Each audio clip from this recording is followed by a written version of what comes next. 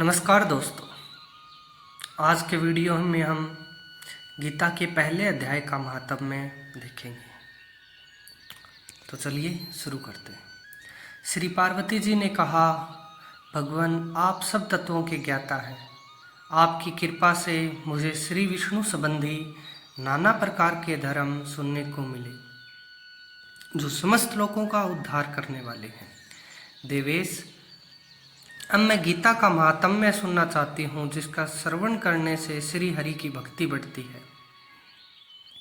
श्री महादेव जी बोले, जिनका श्री विग्रह अलसी के फूल की भांति श्याम वर्ण का है, पक्षी राजगुड़ ही जिनके वाहन है, जो अपनी महिमा से कभी च्युत नहीं होते तथा शेषनाग के सैया पर शयन करते हैं, उन भगवान महाविष्णु की हम उपासना करते हैं। एक समय की बात है, मूर दैत्य के नाशक भगवान विष्णु शेषनाग के रमणीय आसन पर सुखपूर्वक विराजमान थे। उस समय समस्त लोगों को आनंद देने वाली भगवती लक्ष्मी ने आदरपूर्वक प्रसन्न किया। श्री लक्ष्मी जी ने पूछा, भगवान, आप संपूर्ण जगत का पालन करते हुए भी अपने ऐश्वर्य के प्रति उदासीन से होकर जो इस क्षीर सागर में नींद ले रहे हैं, इसका क्या कारण है? श्री भगवान बोले, सुमुखी, मैं नींद नहीं लेता हूँ, अपितु तत्व का अनुसरण करने वाली अंतर्दृष्टि के द्वारा अपने ही माहेश्वर तेज का साक्षात्कार कर रहा हूँ। यह वही तेज है जिसका योगी पुरुष कुशाग्र बुद्धि के द्वारा अपने अंतःकरण में दर्शन करते हैं तथा जिसे मीमांसक विद्वान वेदों का सार तत्व निश्चित करते हैं। वह महाईश्वर तेज एक अजर प्रकाश स्वरूप, आत्म स्वरूप, रोग शोक से रहित अखंड आनंद का पुंज है, निष्पंद तथा द्वैत रहित है। इस जगत का जीवन उसी के अधीन है, मैं उसी का अनुभव करता हूँ। देवेश्वरी, यही कारण है कि मैं तुम्हें नींद लेता सा प्रतीत हो रहा हूँ। श्री लक्ष्मी जी ने कहा, हरिकेश, आप ही योगी पुरुषों के ध्येय हैं।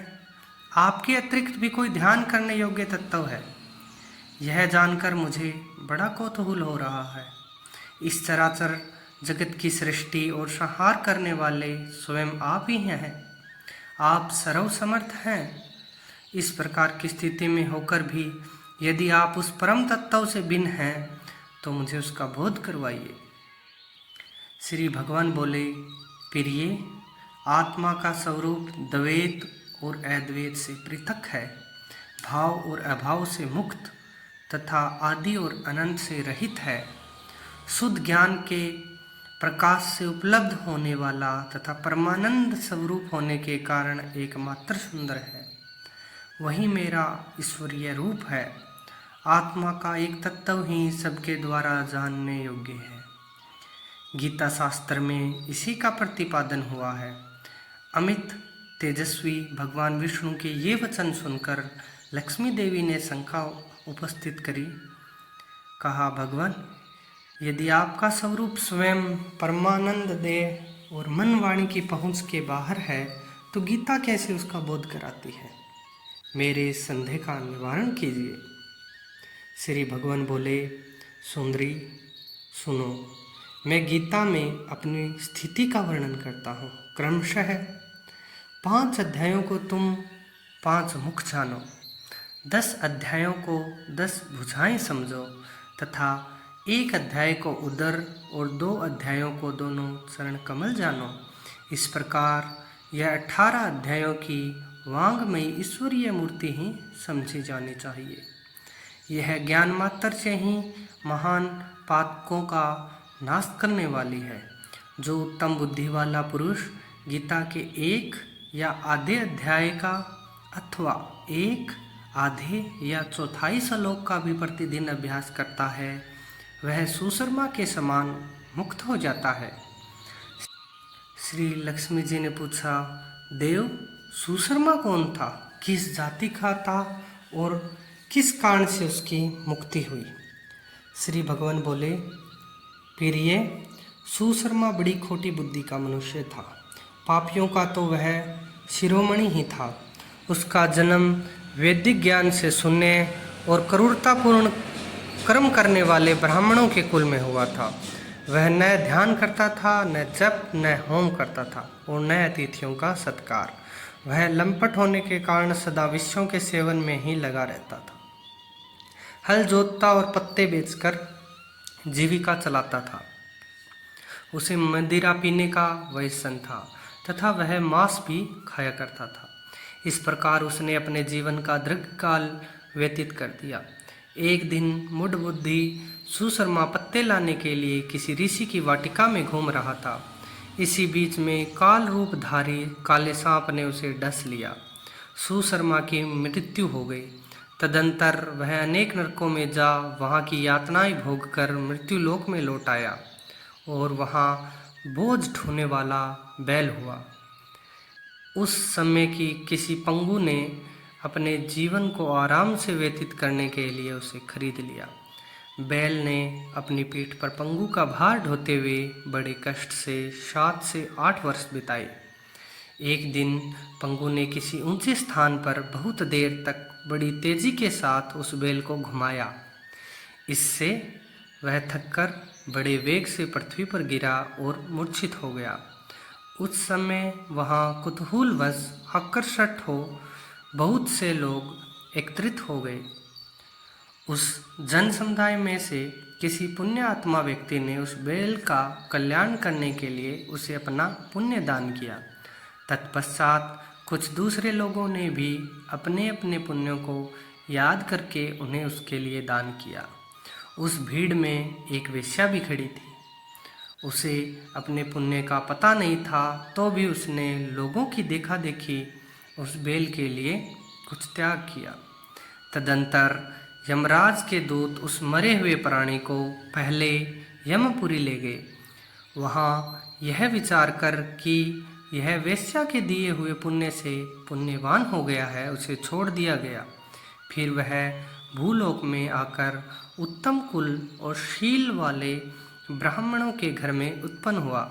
उस समय भी उसे अपने पूर्व जन्म की बातों का स्मरण बना रहा। बहुत दिनों के बाद अपने ज्ञान को दूर करने वाले कल्याण तत्व का जिज्ञासु होकर वह उस वेश्या के पास गया और उसके दान की बात बतलाते हुए उसने पूछा, तुमने कौन सा पुण्य दान किया था? वेश्या ने उत्तर दिया, वह पिंजरे में बैठा हुआ तोता प्रतिदिन कुछ पढ़ता है, उससे मेरा अंतःकरण पवित्र हो गया। उसी का पुण्य मैंने तुम्हारे लिए दान किया था। इसके बाद उन दोनों ने तोते से पूछा। तब उस तोते ने अपने पूर्व जन्म का स्मरण करके प्राचीन इतिहास कहना आरंभ किया। शुक्र बोला, पूर्व जन्म में मैं विद्वान होकर भी विद्वता के अभिमान से मोहित रहता था। मेरा राग द्वेष इतना बढ़ गया था कि मैं गुणवान व्यक्तियों के प्रति भी ईर्ष्या भाव रखने लगा। फिर समयानुसार मेरी मृत्यु हो गई और मैं अनेकों घृणित लोकों में भटकता फिरा। उसके बाद इस लोक में आया। सद्गुरु की अत्यंत निंदा करने के कारण तोते के कुल में मेरा जन्म हुआ। पापी होने के कारण छोटी अवस्था में ही मेरा माता पिता से वियोग हो गया। एक दिन मैं ग्रीष्म ऋतु में तपे मार्ग पर पड़ा था। वहाँ से कुछ श्रेष्ठ मुनि मुझे उठा लाए और महात्माओं के आश्रय में आश्रम के भीतर एक पिंजरे में उन्होंने मुझे डाल दिया। वहीं मुझे पढ़ाया गया। ऋषियों के बालक बड़े आदर के साथ गीता के प्रथम अध्याय की आवृत्ति करते थे। उन्हीं से सुनकर मैं भी बारंबार पाठ करने लगा। इस बीच मैं एक चोरी करने वाले बहेलिये ने मुझे वहाँ से चुरा लिया। तत्पश्चात इस देवी ने मुझे खरीद लिया। पूर्व काल में मैंने इस प्रथम अध्याय का अभ्यास किया था, जिससे मैंने अपने पापों को दूर किया है। फिर उसी से इस वेश्या का भी अंतःकरण शुद्ध हुआ और उसी के पुण्य से ये द्विज श्रेष्ठ सुशर्मा भी पाप मुक्त हुए हैं।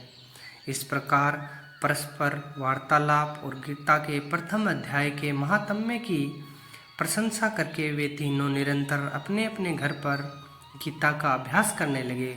फिर ज्ञान प्राप्त करके वे मुक्त हो गए। इसलिए जो गीता के प्रथम अध्याय को पढ़ता, सुनता तथा अभ्यास करता है, उसे इस भवसागर को पार करने में कोई कठिनाई नहीं होती।